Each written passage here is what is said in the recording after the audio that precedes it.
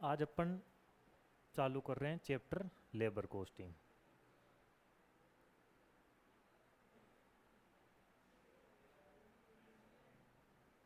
सबसे पहले अपन बात करेंगे टाइप ऑफ लेबर की। तो देखो, दो प्रकार की लेबर होती है। एक होती है डायरेक्ट लेबर, एक होती है इनडायरेक्ट लेबर। तो सबसे पहले बात ये आती है कि डायरेक्ट लेबर क्या होती है और इनडायरेक्ट लेबर क्या होती है। तो देखो, डायरेक्ट लेबर वह लेबर होती है जो अपने प्रोडक्शन में डायरेक्टली एंगेज रहती है, वो डायरेक्ट लेबर कहलाती है। जबकि इनडायरेक्ट लेबर वह लेबर होती है जो प्रोडक्शन में डायरेक्टली एंगेज नहीं होती है, प्रोडक्शन करने में हेल्प करती है, तो वो इनडायरेक्ट लेबर कहलाती है। जैसे कि मान के चलो, ये जो शर्ट है, ये शर्ट जिस फैक्ट्री में बन रही है, उस फैक्ट्री में क्या हो रहा होगा, सबसे पहले सादे कपड़े पर प्रिंटिंग हो रही होगी। तो जो बंदे प्रिंटिंग कर रहे हैं वो डायरेक्ट लेबर कहलाएंगे। ठीक है। और इसके बाद में प्रिंटिंग होने के बाद में ये कपड़ा कटिंग डिपार्टमेंट में जाएगा, और कटिंग डिपार्टमेंट में जो लोग इस टुकड़े की कटिंग करेंगे वो सब भी डायरेक्ट लेबर कहलाएंगे, क्योंकि वो इस प्रोडक्ट पर डायरेक्ट काम कर रहे हैं। फिर क्या होगा, कटिंग होने के बाद में ये सेट, ये टुकड़ा सिलाई वाले डिपार्टमेंट में जाएगा, वहाँ क्या होगी, इसकी सिलाई होगी। तो वो लेबर भी डायरेक्ट लेबर कहलाएंगे, क्योंकि वो डायरेक्ट इसे शर्ट पर काम कर रहे हैं। सिलाई होने के बाद में क्या होगा, ये पैकिंग डिपार्टमेंट में जाएगी, और पैकिंग डिपार्टमेंट में जो लोग इस शर्ट की पैकिंग कर रहे हैं वो भी डायरेक्ट लेबर कहलाएंगे, क्योंकि वो डायरेक्टली इस शर्ट पर काम कर रहे हैं। तो ये होगी डायरेक्ट लेबर। तो सीधी सी बात है, डायरेक्ट लेबर वह लेबर कहलाती है जो प्रोडक्ट पर डायरेक्टली एंगेज रहती है। एक होती है इनडायरेक्ट लेबर।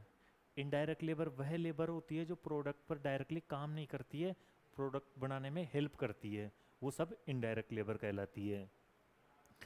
जैसे कि भाई साहब, अपना सुपरवाइज़र है, ठीक है, सुपरवाइज़र कभी भी प्रोडक्ट पर डायरेक्ट काम नहीं करता है, वो तो वर्कर्स का ध्यान रखता है, तो वो इनडायरेक्ट लेबर कहलाएगा।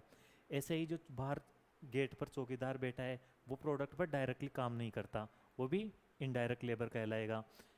इसके अलावा जो अपना अकाउंटेंट है, वो प्रोडक्ट पर डायरेक्ट काम नहीं करता, प्रोडक्ट बनाने में हेल्प करता है, वो भी इनडायरेक्ट लेबर कहलाएगा। तो सीधी सी बात है, जो प्रोडक्ट पर डायरेक्टली एंगेज है, जो प्रोडक्ट बनाने में डायरेक्टली संलग्न है, वो डायरेक्ट लेबर कहलाती है। जबकि जो जो लेबर प्रोडक्ट बनाने में हेल्प करती है, डायरेक्टली एंगेज नहीं है, वो इनडायरेक्ट लेबर कहलाती है। ठीक है भाई, ये चीज़ आ गई समझ में। दूसरी तरीके से मैं ये समझाऊँ आप लोगों को, तो डायरेक्ट लेबर अपन पर यूनिट स्पेसिफाई कर सकते हैं, जबकि indirect labour per unit specify करना पॉसिबल नहीं है। जैसे भाई साहब, जो बंदा प्रिंटिंग कर रहा है, अपन उसको ये बोल सकते हैं, भाई साहब तेरे को 1 मीटर के इतने रुपए देंगे, तो direct labour per unit specify होगी। जिस डिपार्टमेंट में इस साइड की कटिंग हो रही है, वहाँ उस डिपार्टमेंट में अपन ये बोल सकते हैं कि भाई तेरे को एक कटिंग के 10 रुपये देंगे। ठीक है, तो direct labour cost per unit specify होगी। जिस डिपार्टमेंट में इसकी सिलाई होगी, उस टेलर को अपन ये बोल सकते हैं कि भाई तेरे को एक शर्ट की सिलने पर तेरे को 50 रुपये की मजदूरी मिलेगी, तो वो direct labour per unit specify होगी। जिस डिपार्टमेंट में पैकिंग होगी, उसको अपन ये बोल सकते हैं भाई एक शर्ट को पैक करने पर तेरे को 5 रुपये देंगे, तो direct labour per unit specify होगी। ठीक है।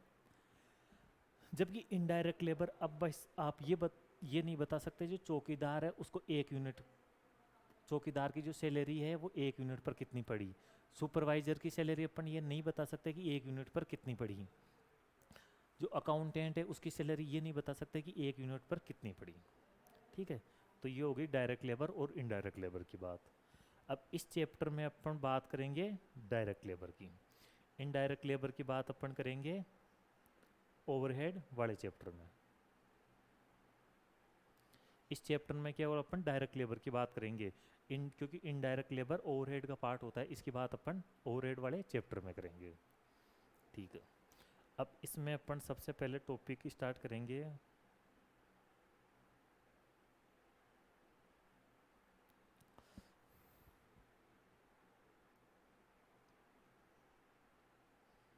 Topic number incentive plan. Topic number 1, incentive plans.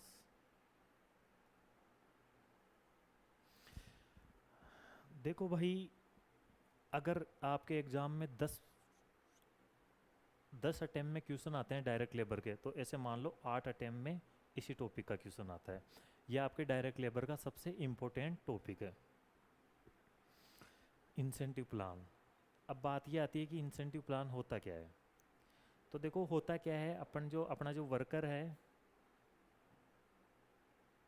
उसको अपन पेमेंट कैसे देते हैं, time taken into veg rate per our. भाई जो अपना वर्कर है उसने इतने घंटे काम किया और 1 घंटे के इतने रुपए अपन दे रहे हैं, तो अपन उसको इतने रुपए की वेजेज देंगे, इस हिसाब से अपन काम करते हैं। अब मैं आगे बात करूं तो इंसेंटिव प्लान। अब इंसेंटिव प्लान में क्या होता है कि ये तो अपन वेजेस वर्कर को देते हैं, जो देते ही हैं, इसके अलावा अपन बोनस और देते हैं वर्कर को, ठीक है। अब बात ये आती है कि इंसेंटिव प्लान के आखिर में इंडस्ट्री में ज़रूरत क्यों पड़ी। देखो इसका मैं आपको एक एग्जांपल के द्वारा समझाता हूँ कि इंसेंटिव प्लान की इंडस्ट्री में ज़रूरत क्यों पड़ी। देखो अपने वर्कर 3 वर्कर थे, वर्कर 1, वर्कर नंबर 2 और वर्कर नंबर 3। अब भाई साहब मैंने तीनों को सेम काम दिया, ठीक है। ये तो वो काम 5 घंटे में कर देता है, ये वो वही काम 7 घंटे में करता है, और सेम काम ये 9 घंटे में करता है, ठीक है। मैंने एक काम तीनों वर्कर को दिया, worker number A, worker number B और worker number C. Worker number A उस काम को 5 घंटे में करता है, वर्कर नंबर बी उस काम को 7 घंटे में करता है, और वर्कर नंबर सी उसी काम को 9 घंटे में करता है, ठीक है भाई। तो अब बात क्या हुई, इन वर्कर्स के मन में क्या आएगा, ये वर्कर सोचेगा कि यार सेम काम मैं ये तो 9 घंटे में कर रहा है, मैं 5 घंटे में कर रहा हूँ, और उसी काम को ये 7 घंटे में कर रहा है, मैं 5 घंटे में कर रहा हूँ, तो मैं 5 घंटे में क्यों करूँ भाई, मैं भी ज़्यादा टाइम लगाऊंगा, ठीक है। ये सीधी सी बात ये सोचेगा ही भाई, जब मेरे इनको भी वही वेजेज मिल रही है, इसको भी वही वेजेज मिल रही है, इनके बराबरी मेरे को वेजेज मिल रही है, और मैं ज़्यादा स्पीड से काम कर रहा हूँ, ठीक है, फिर भी मेरे को सेम वेजेज मिल रही है, तो मैं ज़्यादा स्पीड से क्यों काम करूँ। तो ये क्या करेगा, धीरे धीरे ये भी स्लो काम करने लग जाएगा, तो ये भी 7 घंटे या 9 घंटे में काम करने लग जाएगा, तो इसकी भी एफिशिएंसी कम हो जाएगी। सेम ऐसा ही वर्कर बी के साथ होगा। वर्कर बी सोचेगा यार ये तो 9 घंटे में काम करता है, ठीक है, मैं 7 घंटे में क्यों करूँ भाई, जब वेजेज भी बराबर मिल रही है और उसी काम के लिए इसको भी उतने ही पैसे मिल रहे हैं, मेरे को भी उतने ही पैसे मिल रहे हैं, तो मैं 7 घंटे में क्यों करूँ भाई वो काम, मैं भी स्लो करूँगा, तो इसकी भी लेवल ऑफ एफिशिएंसी कम हो जाएगी, इसकी भी लेवल ऑफ एफिशिएंसी कम हो जाएगी, ठीक है। तो जो मैन्युफैक्चरिंग इंडस्ट्री है उसमें ये बहुत बड़ी प्रॉब्लम आ रही थी, ठीक है। तो इसी प्रॉब्लम का सॉल्यूशन करने के लिए इंसेंटिव प्लान लाए गए।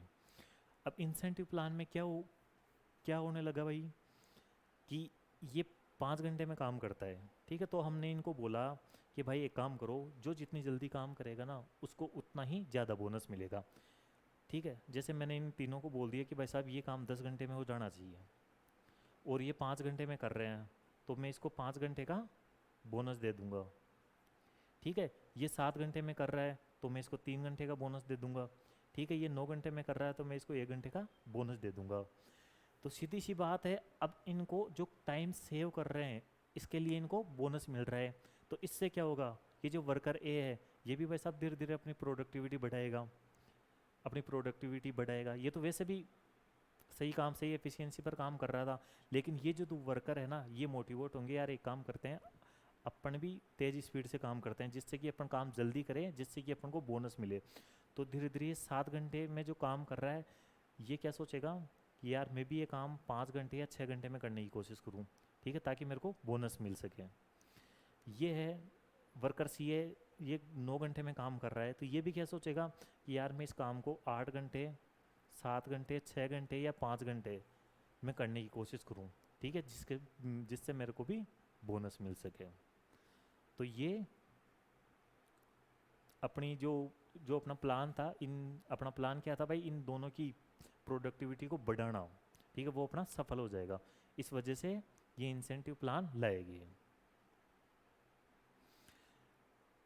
अब बात ये आती है कि इंसेंटिव प्लान देखो, जब CIPCC हुआ करता था तब बहुत सारे प्लान थे, कम से कम भी 13 या 12 13 प्लान थे, ठीक है। लेकिन जब CA इंटरमीडिएट आया तो उनमें से सब प्लान को डिलीट कर दिया, केवल 2 प्लान रखे हैं।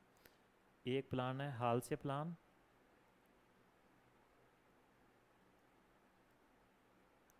एक है Rowan plan.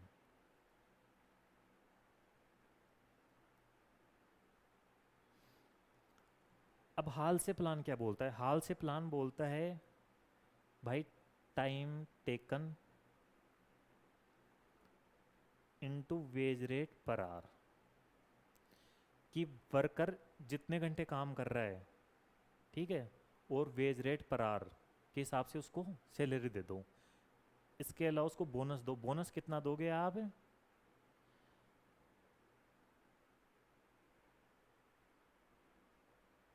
50/100 into time saved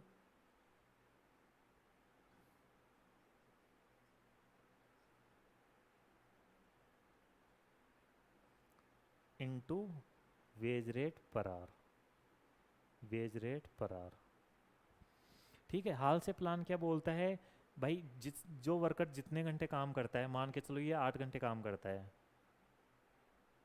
ठीक है, और इसको 1 घंटे के 10 रुपये देते हैं, ठीक है, तो 80 रुपये तो इसको दे दो, बाकी इसको बोनस दो। बोनस कितना दोगे आप? आधा। किसका? टाइम सेव्ड का।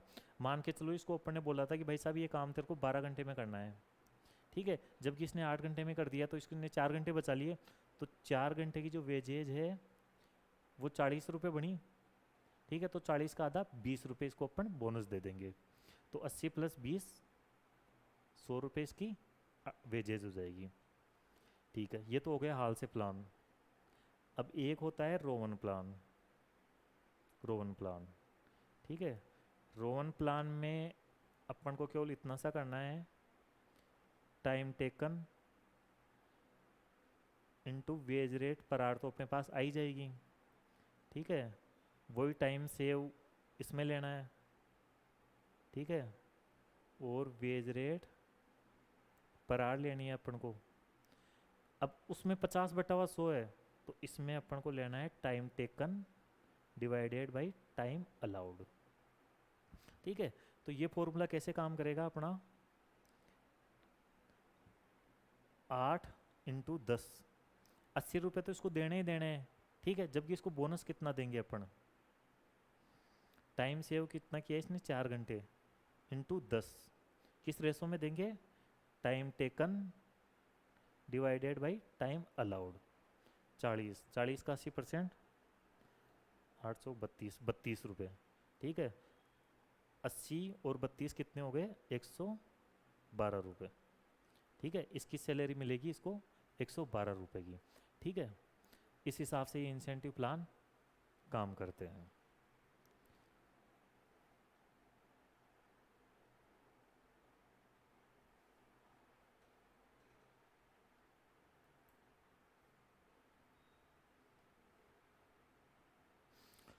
अब अपन करेंगे क्वेश्चन नंबर 14।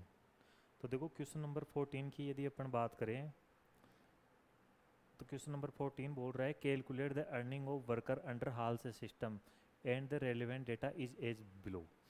मतलब अपन को वर्कर की अर्निंग निकालनी है हाल से प्लान की के अकॉर्डिंग। हाल से प्लान का फॉर्मूला क्या होता है? टाइम टेकन, बस अब इतने घंटे वर्कर काम कर रहा है, into veg rate per our, और 1 घंटे के अपन इतने रुपए देते हैं, ठीक है। ये तो अपन उसको सिंपल वेजेज दे रहे हैं। इसके अलावा अपन उसको बोनस भी देंगे।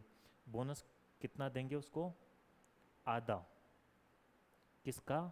जिस जिस वेजेज, जो वेजेज उसने टाइम सेव करके बचाई है, into time saved into veg rate per our, ठीक है।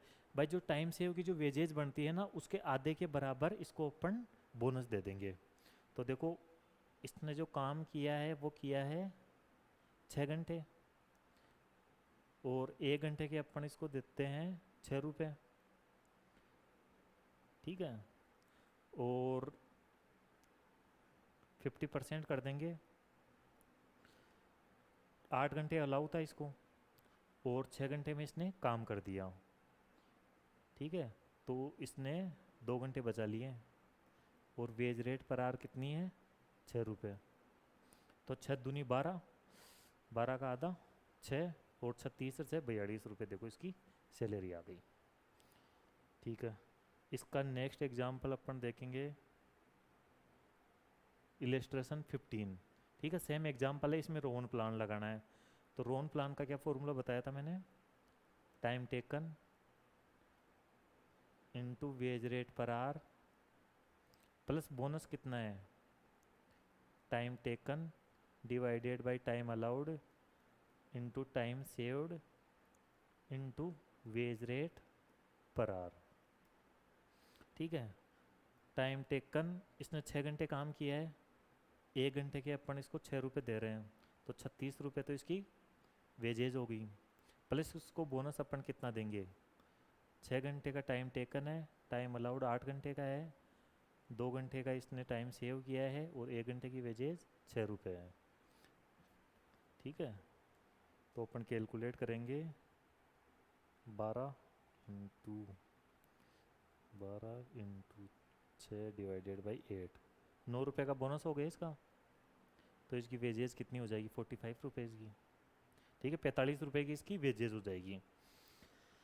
अब ये अपन ने दोनों फॉर्मूले डिस्कस कर लिए, हालसे के और रोन के, लेकिन जो आपके एग्जाम में क्वेश्चन आते हैं वो इतने इजी नहीं आते हैं, ठीक है, ये तो बिल्कुल बेसिक लेवल के क्वेश्चन हो गए। अब इसमें जो मेन प्रॉब्लम है ना, वो मेन प्रॉब्लम है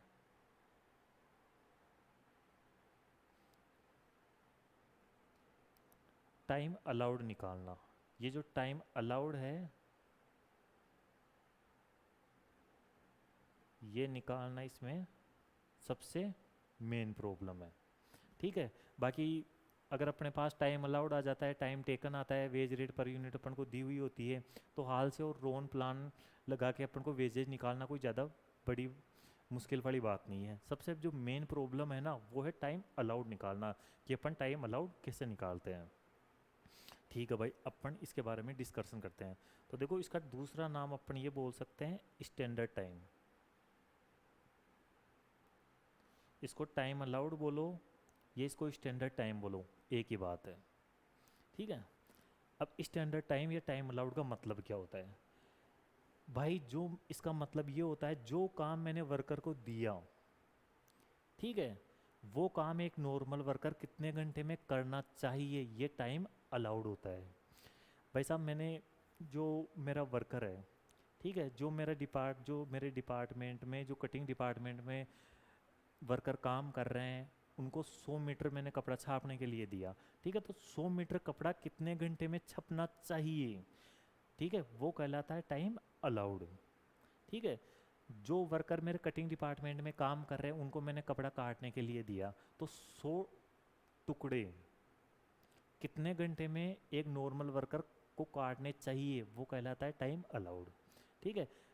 उसके बाद में मैंने ये शर्ट के जो टुकड़े हैं वो टेलर को दिए, तो 100 शर्ट एक टेलर के द्वारा कितने घंटे में सिलनी चाहिए, चाहिए वर्ड मेन है इसमें, वो कहलाता है टाइम अलाउड, ठीक है। इसको मैं एक एग्जांपल से समझाता हूँ, देखो ये निकालते कैसे हैं। जैसे मान लो मेरे पास 10 वर्कर है, 1 2 3 4 5 6 7 8 9 10, ठीक है, ये 10 वर्कर मेरे पास काम करते हैं, ठीक है, कटिंग डिपार्टमेंट में। अब इसमें क्या होता है, मतलब 100 शर्ट मैं इनको कटिंग के लिए देता हूँ, ठीक है, तो ये वर्कर तो 10 घंटे में कटिंग करता है, ठीक है, ये वर्कर भी 10 घंटे में कटिंग करता है, ये 9 घंटे में कटिंग करता है, ठीक है, ये 10 घंटे में कटिंग करता है, ये 10 घंटे में कटिंग करता है, ये 11 घंटे में कटिंग करता है, ये 10 घंटे में कटिंग करता है, ये 10 घंटे में कटिंग करता है, ये 7 घंटे में कटिंग करता है, ये 10 घंटे में कटिंग करता है, ठीक है। तो इस मामले में टाइम अलाउड क्या माना जाएगा, देखो इसमें से अगर आप देखोगे ना तो मोस्ट ऑफ वर्कर 100 शर्ट की कटिंग है ना 10 घंटे में कर रहे हैं, 1 2 3 4 5 6 7 वर्कर ऐसे हैं जो कि 10 घंटे में कटिंग कर रहे हैं। ठीक है, एक वर्कर ऐसा है जो कि 9 घंटे में कटिंग कर रहा है, एक वर्कर ऐसा है जो कि 11 घंटे में कटिंग कर रहा है, एक वर्कर ऐसा है जो 7 घंटे में कटिंग कर रहा है। तो टाइम अलाउड कितना मानेंगे अपन? टाइम अलाउड अपन 10 घंटे मानेंगे। क्यों? क्योंकि जो मोस्ट ऑफ द वर्कर है वो ये काम 10 घंटे में कर रहा है, ये टाइम अलाउड होता है। ठीक है, इसका देखो सबसे बढ़िया एग्जांपल मैं बताऊं तो जब आप पेपर देने जाते हो तो पेपर में ऊपर ही ऊपर लिखा हुआ होता है टाइम अलाउड, टाइम अलाउड। ठीक है, सेम ऐसा लिखा हुआ होता है, या कई जगह स्टैंडर्ड टाइम भी लिखा हुआ होता है। ठीक है, इसका मतलब जैसे 3 घंटे ऐसे लिखा हुआ होता है। ठीक है, इसका मतलब क्या होता है? जो एग्जामिनर पेपर बना रहा है ना, वो पेपर बना के कम से कम वो सैंपल के तौर पर 10-15 स्टूडेंटों को बिठाकर वो पेपर सोल्व करवाते हैं। ठीक है, और वो देखते हैं कि नॉर्मल जो स्टूडेंट है, नॉर्मल कैपेसिटी वाला जो स्टूडेंट है, क्या वो 3 घंटे में पूरा पेपर सोल्व कर देते हैं। अगर उनमें से 10 में से 8 स्टूडेंट ये काम 3.15 घंटे में कंप्लीट करते हैं, 3.15 घंटे में पूरा पेपर सोल्व करते हैं, तो वो टाइम अलाउड 3.15 आर देते हैं। तो जितने भी सेंटर होते हैं वहाँ पर फिर जो पेपर के लिए टाइम अलाउड दिया जाता है वो 3.15 आर दिए जाते हैं। ठीक है, इस हिसाब से टाइम अलाउड निकाला जाता है। ठीक है, और अपना ये जो इंडस्ट्री है उसमें ये जो काम करता है वो करता है इंजीनियरिंग डिपार्टमेंट। इंजीनियरिंग डिपार्टमेंट हर एक जो अपना प्रोडक्शन का डिपार्टमेंट है उसको हर काम के लिए टाइम अलाउड निकाल के देता है, स्टैंडर्ड टाइम निकाल के देता है कि ये काम कितने घंटे में हो जाना चाहिए। ठीक है भाई, और इसके बारे में मैं और ज़्यादा डिस्कशन जैसे जैसे अपन एग्जांपल करेंगे तो वहाँ मैं इनके बारे में और आपको डिटेल में समझाता रहूँगा। तो अपन ने अब तक 2 क्वेश्चन तो कर लिए, अब मैं नेक्स्ट क्वेश्चन की तरफ जा रहा हूँ। एक और चीज़ देखो यहाँ पर आपको मैं सिखाता हूँ। देखो, एक तो होती है guaranteed wage rate,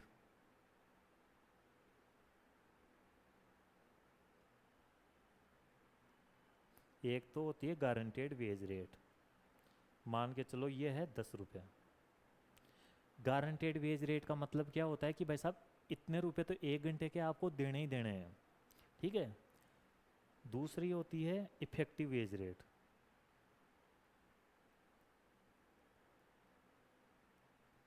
effective wage rate, ठीक है, इफेक्टिव वेज रेट क्या होती है कि अपन ने जो वर्कर को जो टोटल वेजेज दी वो अपनी पड़ी कितने रुपए की।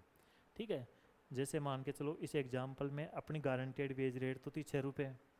ठीक है, लेकिन अपन ने वर्कर को दिए कितने? 45। ठीक है, 45 रुपीज़ दिए कितने घंटे के? 6 घंटे के। तो भाई साहब मैं 45 रुपये दे रहा हूँ 6 घंटे के, तो 1 घंटे के कितने दे रहा हूँ? 7.5 रुपये। ठीक है, ये इफेक्टिव वेज रेट कहलाती है। ठीक है, 7.5 रुपये। अब इफेक्टिव वेज रेट का जो फॉर्मूला होता है वो क्या हो जाएगा? Total wages including bonus, total wages including bonus divided by time taken. भाई मैं वेज रेट पर आर इसको 6 रुपये दे रहा हूँ। ठीक है, लेकिन मेरे को ये पड़ी कितने रुपए? 7.5 रुपये। क्यों? क्योंकि मैं 1.5 रुपये पर आर के उसको बोनस और दे रहा हूँ।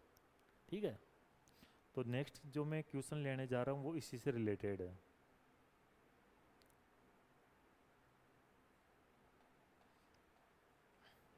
देखो, a skilled worker in XYZ limited is paid guaranteed wage rate 30 per our.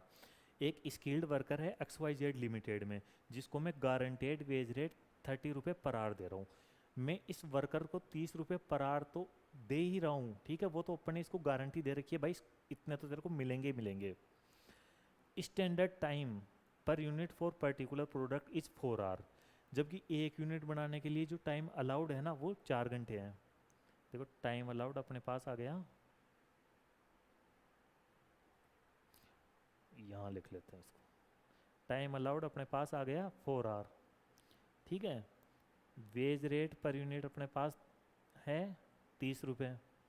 आगे देखते हैं, एक वर्कर है P, a machine man has been paid wages under Rowan incentive plan, उसको अपन रोवन इंसेंटिव प्लान के हिसाब से वेजेज दे रहे हैं, ठीक है, और उसके हिसाब से अपन उसको वेजेज दे रहे हैं, तो wage rate effective hourly rate कितनी पड़ रही है 37.5, इफेक्टिव वेज रेट अपनी पड़ रही है 37.5, ठीक है। अब भाई देखो सीधी सी बात है, अपन वर्कर को 1 घंटे के 30 रुपये दे रहे हैं, और यदि अपन उसको रोन प्लान के हिसाब से पेमेंट देंगे तो अपनी जो वेजेज पड़ रही है वो 37.5 रुपये पड़ रही है।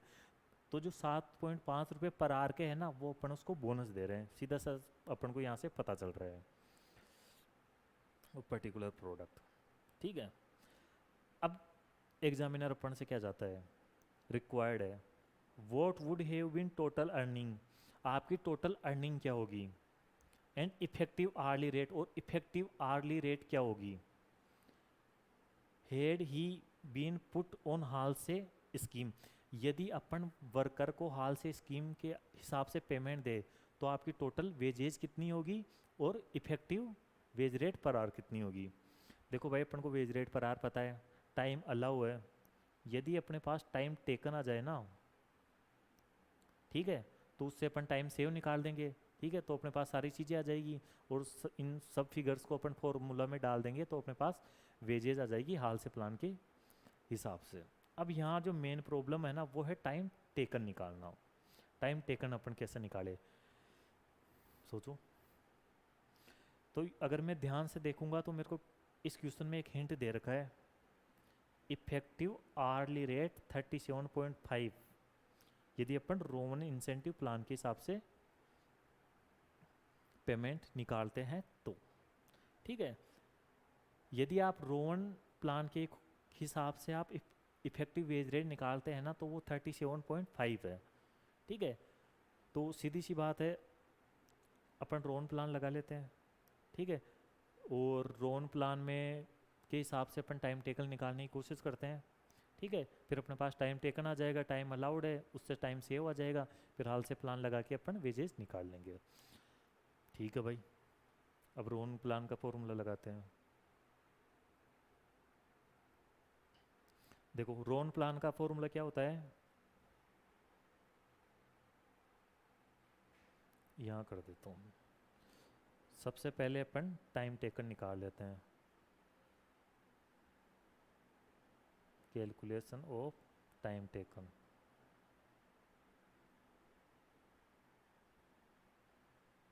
ठीक है भाई निकाल लो। देखो रोन प्लान के हिसाब से टोटल वेजेस माना अपन ने मान लिया टाइम टेकन एक्स है, ठीक है, और इफेक्टिव वेज रेट कितनी है ये 37.5, ठीक है, तो टोटल वेजेज कितनी हो जाएगी अपनी 37.5x। सीधी सी बात है, ये देखो effective wage rate per are कैसे निकली होगी, ये कैसे निकली होगी, टोटल वेजेज आई हुई होगी और टोटल वेजेज में अपन ने टाइम टेकन से डिवाइड किया होगा, ठीक है। तो अगर अपन टाइम टेकन से तब effective wage rate per are आई होगी। अब यदि अपन उसको effective wage rate per are को टाइम टेकन से वापस से मल्टीप्लाई कर दे तो टोटल वेजेज आ जाएगी, तो टोटल वेजेज अपने पास आ गई 37.5x, ठीक है भाई। टाइम टेकन अपन ने x माना है, ठीक है, वेज रेट पर आर अपन को क्वेश्चन ने दे रखी है 30 रुपीज़। अब हाल से प्लान क्या बोलता है, बोनस किस हिसाब से देता है, टाइम टेकन जो अपन ने x माना था, ठीक है, टाइम अलाउड जो कि अपन को दे रखा है 4 आवर इनटू टाइम अलाउड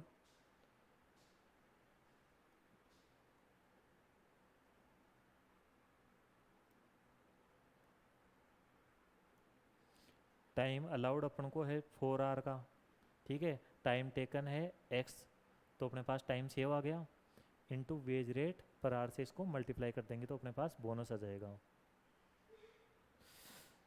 ये है 37.5x बराबर ये हो जाएगा 30x प्लस x को मैं 30 से मल्टीप्लाई करूँगा और 4 से डिवाइड करूँगा तो 7.5x आ जाएगा इंटू 4 माइनस एक्स।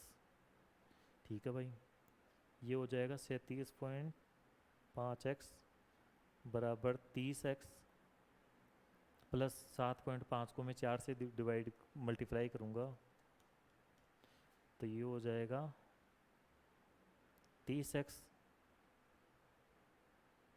ठीक है, माइनस 7.5 एक्स का स्क्वायर। ठीक है भाई, ये हो गया 37.5x, 30 plus 30 60x minus 7.5 x का स्क्वायर। ये 60 इधर, ये देखो, ये अगर अपने इसको इधर ले लें तो ये प्लस का हो जाएगा 7.5 एक्स का स्क्वायर। ठीक है, और ये इधर प्लस का है, इधर माइनस ले लेंगे इसको, 60 माइनस 37.5, ये हो जाएगा 22.5 एक्स। एक एक्स से एक एक्स कट जाएगा, स्क्वायर कट जाएगा, तो अपने पास हो जाएगा 7.5 एक्स इक्वल्स टू 22.5। तो x बराबर हो जाएगा 22.5 को अपन डिवाइड कर देंगे 7.5 से, 3r।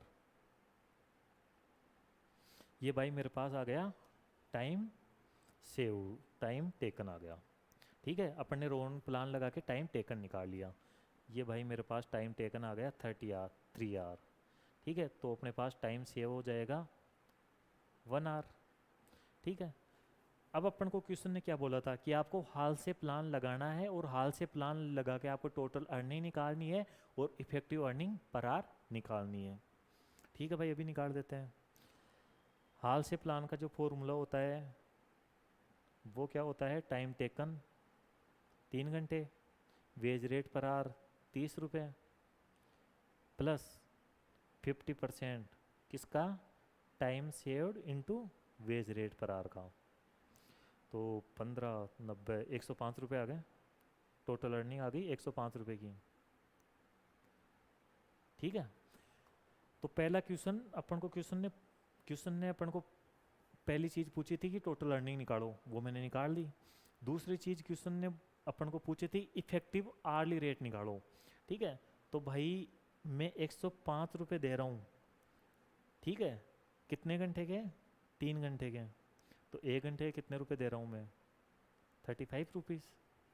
Effective wage rate per are आ गई। देखो मैं इसको गारंटेड वेजेस कितनी दे रहा था, 30 रुपये। ठीक है, लेकिन जब अपन उसको बोनस देंगे तो ये अपनी 35 रुपये पड़ जाएगी, मतलब 5 रुपये पर आर के हिसाब से अपन ने इसको बोनस दे दिया। ठीक है, ये अपना क्वेश्चन हो गया। ठीक है, इसमें देखो ये इसमें बहुत सारे क्वेश्चन बन सकते हैं। कई बार क्या होता है कि अपन को टाइम टेकन दे रखा होता है, टाइम अलाउ पूछ लेता है। ठीक है, टाइम टेकन दे रखा होता है, टाइम अलाउड दे रखा था, वेज रेट पर आर पूछ लेता है। ठीक है, तो इसमें बहुत सारे क्वेश्चन बन सकते हैं। ठीक है, और आते भी हैं।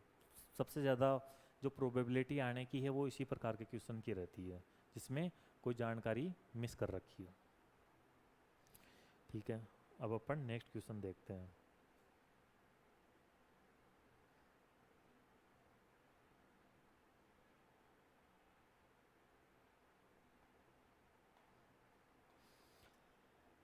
नेक्स्ट क्वेश्चन देखते हैं अपन, क्वेश्चन नंबर 18। देखो ये भी बहुत बढ़िया क्वेश्चन है। अपने 2 वर्कर है। ठीक है, यहाँ मैं बना लेता हूँ वर्किंग नोट। 2 वर्कर है, वर्कर ए और worker bee. 2 workman A B produce same product. दोनों वर्कर मिलकर सेम प्रोडक्ट बना रहे हैं, द सेम मटेरियल, और सेम रॉ मटेरियल वो काम में ले रहे हैं। The normal wage rate is also same, और इनकी जो वेज रेट है ना दोनों की, वो भी अपन सेम रख रखे हैं। A is paid bonus according to Rowan system. देखो ए को जो अपन पेमेंट देते हैं ना वो देते हैं रोवन के हिसाब से, मतलब रोवन इंसेंटिव प्लान के हिसाब से अपन इसको बोनस देते हैं। ठीक है, बी को जो पेमेंट देते हैं वो देते हैं हाल से इंसेंटिव प्लान के हिसाब से। इसको अपन जो पेमेंट देते हैं वो देते हैं हाल से इंसेंटिव प्लान के हिसाब से, ठीक है भाई। Time allowed to take time allowed to make product is 50 our.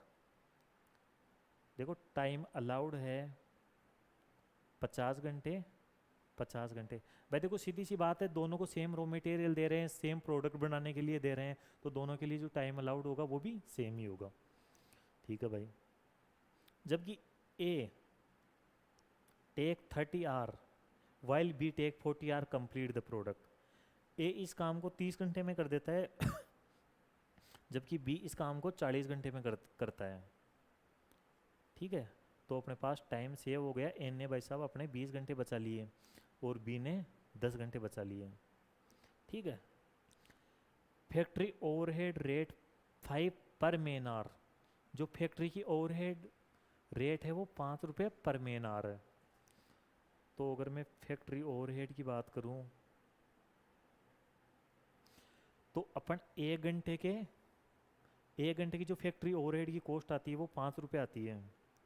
और जो वर्कर ए है इसने कितने घंटे काम किया, 30 घंटे, तो मतलब फैक्ट्री ओवरहेड आएगी अपनी 150 रुपीज़, ठीक है भाई।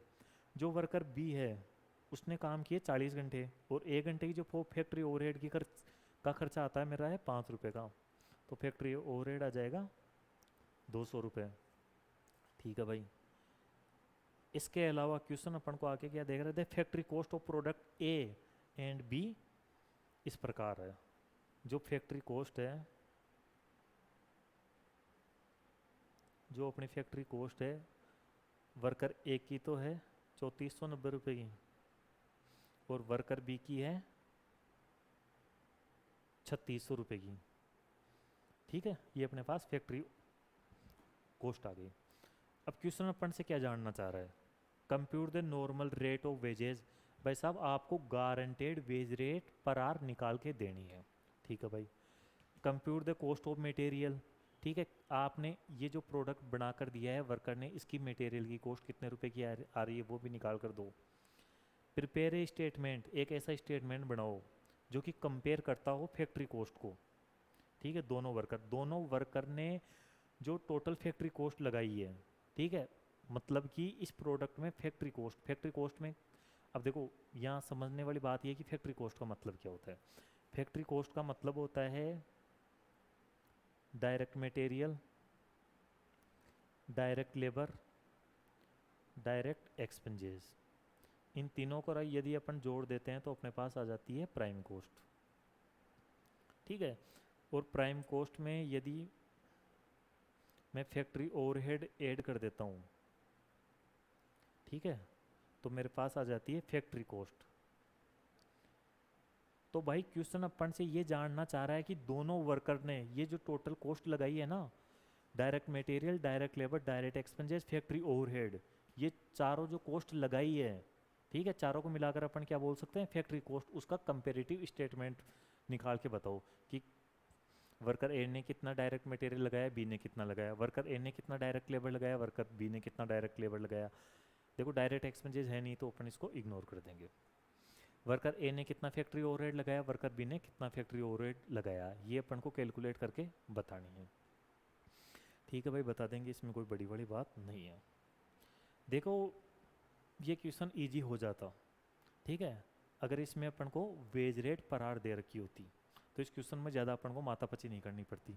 लेकिन इसमें वेज रेट पर आवर अपन को नहीं दे रखी है, तो सबसे मेन चीज़ तो इसमें वेज रेट पर आवर निकालना, ठीक है, वो अपन निकालते हैं, ठीक है भाई। और अपन से जो पहला क्वेश्चन पूछा है वो भी वेज रेट पर आवर ही पूछा है।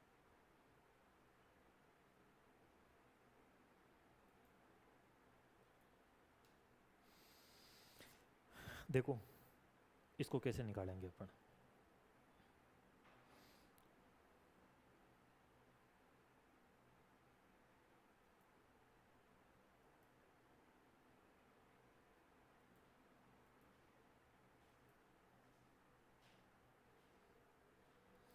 देखो जो वर्कमैन ए है ना, उसको अपन ने यहाँ पर ये देखो, दोनों को अपन जो रॉ मटेरियल है ना वो अपन को सेम, दोनों को सेम ही दे रहे हैं, ठीक है। तो डायरेक्ट मटेरियल की कॉस्ट अपन एक्स मान लेते हैं, तो डायरेक्ट मटेरियल एक्स आ जाएगा, ठीक है, वर्कर ए की बात करें अपन, और वर्कर ए की अगर अपन वेजेज निकाले तो वर्कर ए ने को अपन रोन प्लान के हिसाब से दे रहे हैं। टाइम टेकन कितना रहा है उसका 30।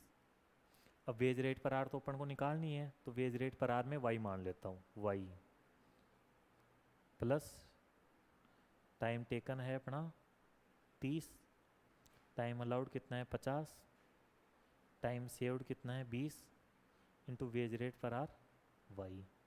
ठीक है, तो 20 को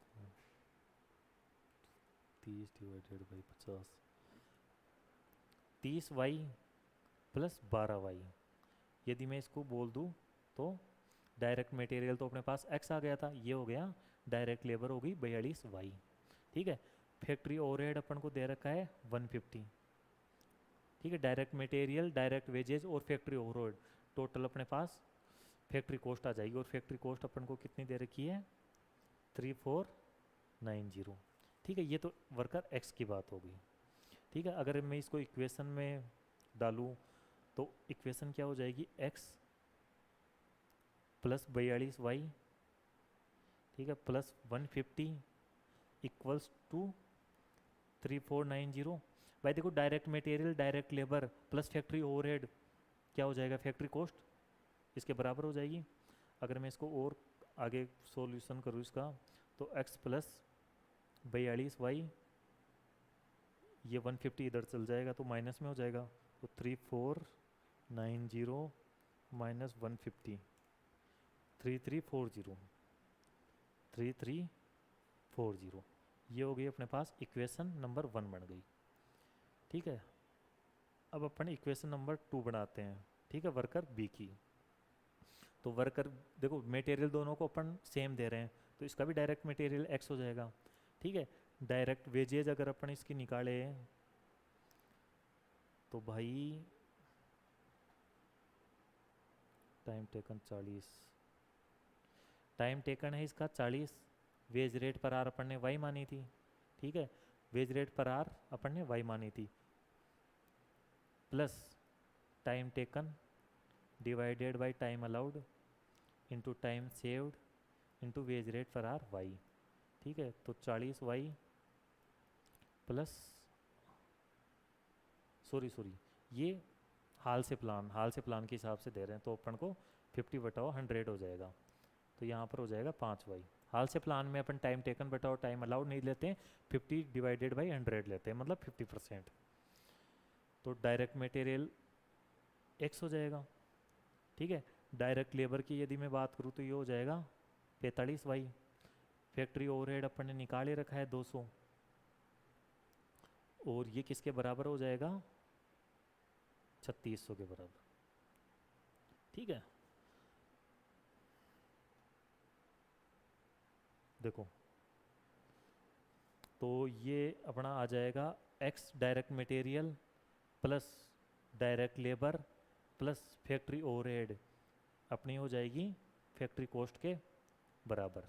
direct material plus direct labour plus factory overhead को अपन जोड़ देंगे तो अपनी फैक्ट्री कॉस्ट आ जाएगी। ठीक है भाई, इसको अगर अपन आगे सॉल्यूशन करें इसका, तो ये 200 इधर चल जाएगा तो माइनस में हो जाएगा, तो ये 3400। ठीक है, ये हो गई अपनी इक्वेशन नंबर 2। अब इक्वेशन नंबर 1 को इक्वेशन नंबर 2 से सब ट्रैक्टिंग करने पर अपने पास आगे क्या आता है, तो ये हो जाएगा x plus 45y equals to 3400। ठीक है भाई, यहाँ मैं माइनस कर दूंगा, तो इससे ये कट जाएगा, माइनस में 3y इक्वल्स टू 60, माइनस का माइनस से माइनस गया, y बराबर हो जाएगा 60 को अपन 3 से डिवाइड कर देंगे तो 20 पर आर।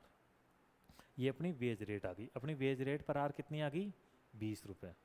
ठीक है भाई, अब ये क्वेश्चन बिल्कुल ईजी है, इसमें कुछ भी प्रॉब्लम नहीं आएगी आपको। क्यों नहीं आएगी, क्योंकि इसमें जो सबसे मेन प्रॉब्लम थी वो वेज रेट थी। तो अपनी वेज रेट पर आर कितने रुपए आ गई 20 रुपये। और देखो क्वेश्चन ने क्या बोला था, there normal wage rate is also same, दोनों की वेज रेट है वो बराबर है। ठीक है भाई,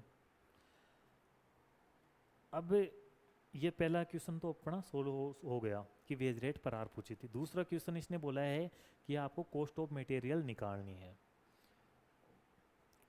तो देखो अपन किसी भी इक्वेशन में लगा देंगे तो कॉस्ट ऑफ मटेरियल भी आ जाएगा।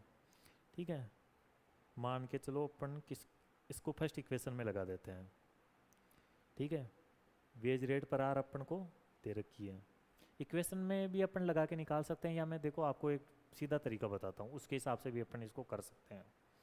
उसके हिसाब से अपन कैसे कर सकते हैं, direct material plus direct labour plus factory overhead, ये किसके बराबर होते हैं, फैक्ट्री कॉस्ट के बराबर।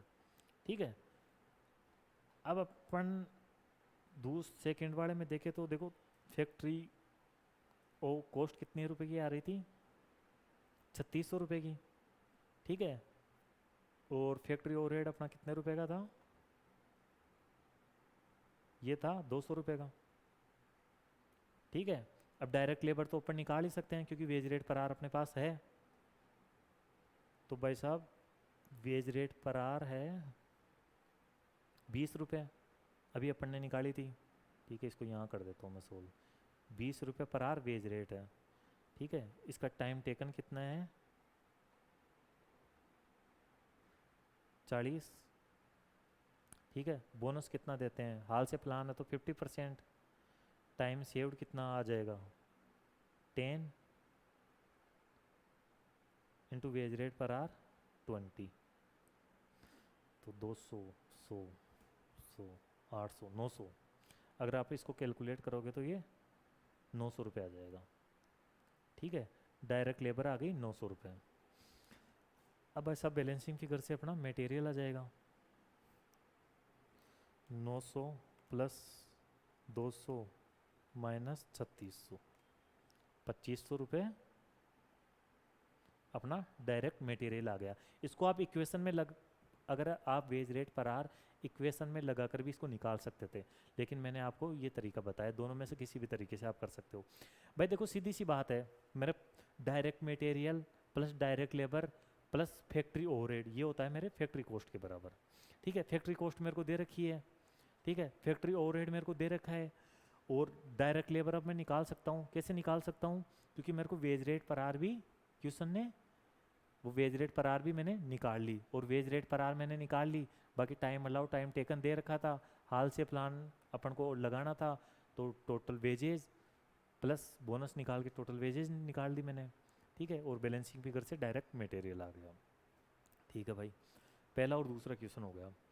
अब तीसरा क्वेश्चन अपन को ये पूछ रहा था कि जो फैक्ट्री कॉस्ट है, फैक्ट्री कॉस्ट में क्या क्या लगी, direct material direct labour plus factory overhead, उन दोनों का आप कंपेरेटिव स्टेटमेंट निकाल के बताओ दोनों वर्कर का। तो देखो जो वर्कर बी है इसका तो मैंने निकाल ही दिया, अभी निकाला था ना डायरेक्ट मटेरियल,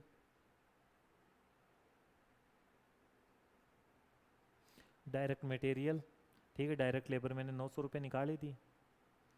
ठीक है, फैक्ट्री ओवरहेड अपन को दे रखा था, ये फैक्ट्री कॉस्ट आ गई। अब वर्कर ए की बात करूं तो देखो वर्कर ए की फैक्ट्री कॉस्ट अपन को दे रखी थी, फैक्ट्री ओवरहेड अपन को दे रखा था, और डायरेक्ट मटेरियल जो बी का डायरेक्ट मटेरियल, मतलब दोनों ने जो डायरेक्ट मटेरियल कॉस्ट है ना वो सेम ही इनकर्ड की है, ये अपन को क्वेश्चन ने पहले बता रखा था।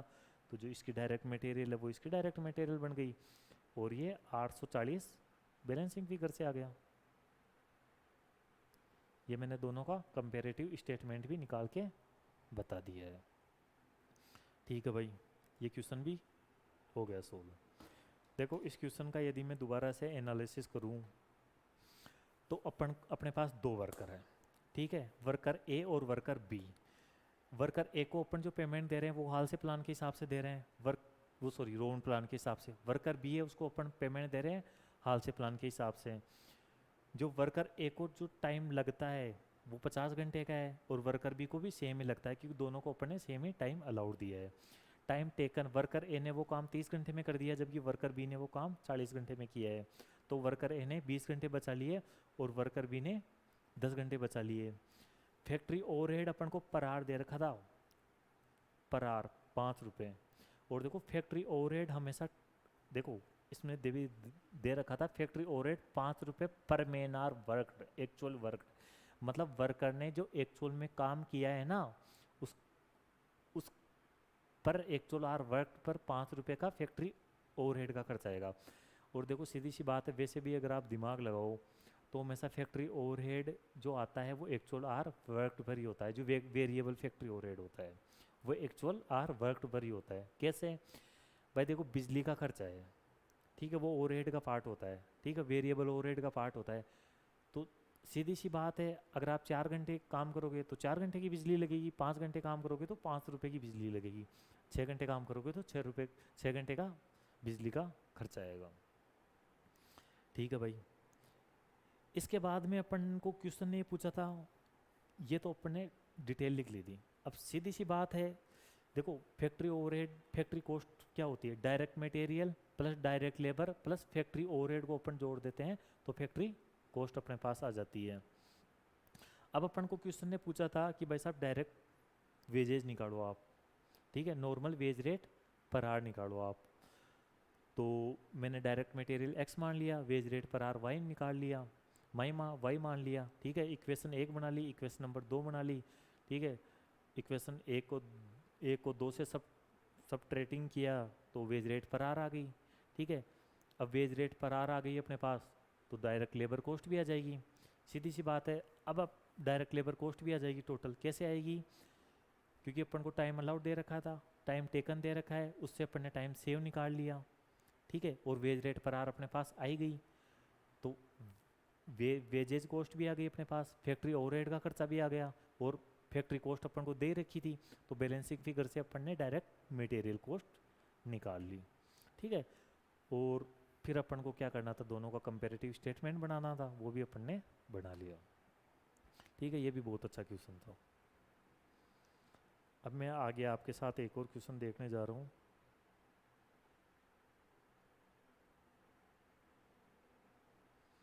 क्वेश्चन नंबर 20, ये भी बहुत बढ़िया क्वेश्चन है, ठीक है, देखते हैं इसको। मिस्टर ए एक वर्कर है, ठीक है, मिस्टर ए एम्प्लॉयर है, is working bye 10 skilled worker. Mister A जो कि 10 स्किल्ड वर्कर लगाकर अपना काम करवाता है।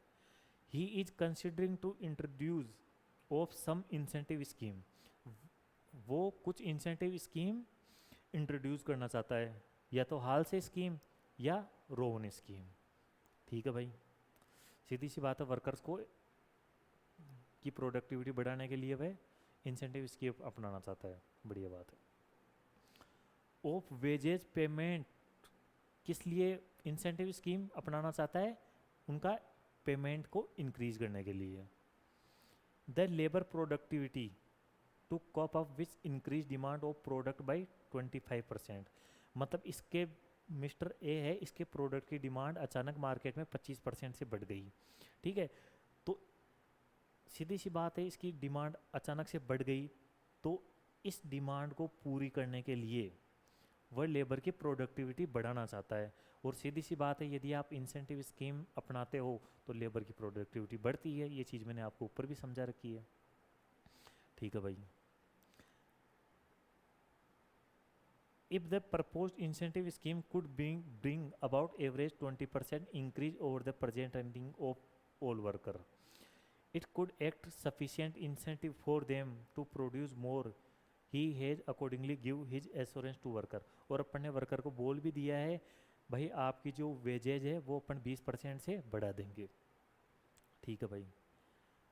As a result of assurance, जो मिस्टर ए ने वादा किया था उसका परिणाम क्या हुआ, increase in productivity has been observed, मतलब जो प्रोडक्टिविटी बढ़ाना चाहता था वो बढ़ रही है, उसका ये ऑब्जर्वेशन है, ठीक है। और ये अपन को डेटा दे रखे हैं, ठीक है भाई। Veg rate per are guaranteed 2 रुपये, ठीक है, ये तो basic veg rate per are है गारंटेड, ठीक है, ये तो अपन को देनी है, आप बोनस दो वो अलग बात है। Average time for producing 1 piece 2 hour, मतलब एवरेज टाइम जो एक यूनिट को बनाने में लगना चाहिए ना, वो 2 घंटे लगना चाहिए by one worker at the previous performance. हमने पिछले जो परफॉर्मेंस है वर्कर्स की, वो देखकर अपन ने ये फिक्स किया है कि एक यूनिट बनाने में 2 घंटे लगने चाहिए। और देखो नीचे दे भी रखा है, दिस में बी एज टाइम अलाउड, और इसी को आपको टाइम अलाउड लेना है। ठीक है भाई। Number of working day in a month 25, मतलब अपन महीने में 25 दिन काम करते हैं, मतलब 5 या 6 दिन अपनी छुट्टी रहती है। ठीक है भाई। Number of working hour per day for each worker 8, और एक वर्कर 1 घंटे में जो काम करता है ना, वो 8 घंटे का काम करता है। Actual production during the month वो है 1250 यूनिट, और एक्चुअल जो प्रोडक्शन होता है ना महीने में, वो होता है 1250 यूनिट का। ठीक है भाई। अब अपन को निकालने क्या है, calculate effective rate earning per hour under Halsey scheme and Rowan scheme. Halsey scheme और रोन स्कीम से अपन को wage rate, effective wage rate, देखो इफेक्टिव वेज रेट पूछ रहा है वो, ठीक है, वो निकाल के दिखानी है। Calculate the saving to Mister A in term of direct labour cost per unit under scheme. दूसरा ये पूछ रहा है कि मिस्टर ए को पर यूनिट कितना फ़ायदा हो रहा है वेज रेट में यदि आप हाल से और रोन स्कीम अपनाते हो तो।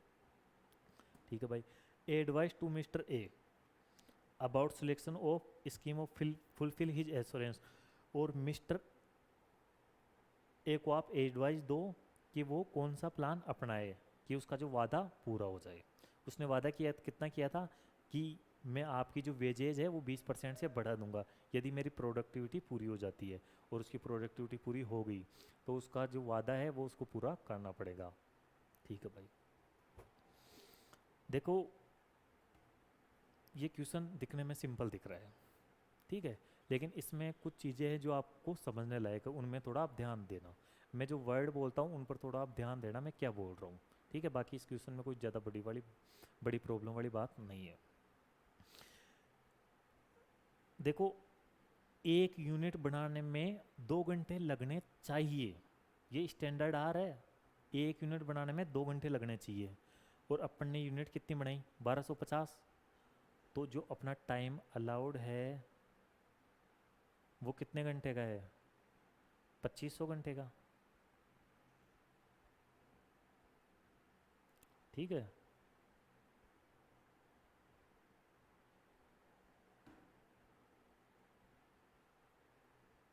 अपना टाइम अलाउड कितने घंटे का है, 2500 घंटे का।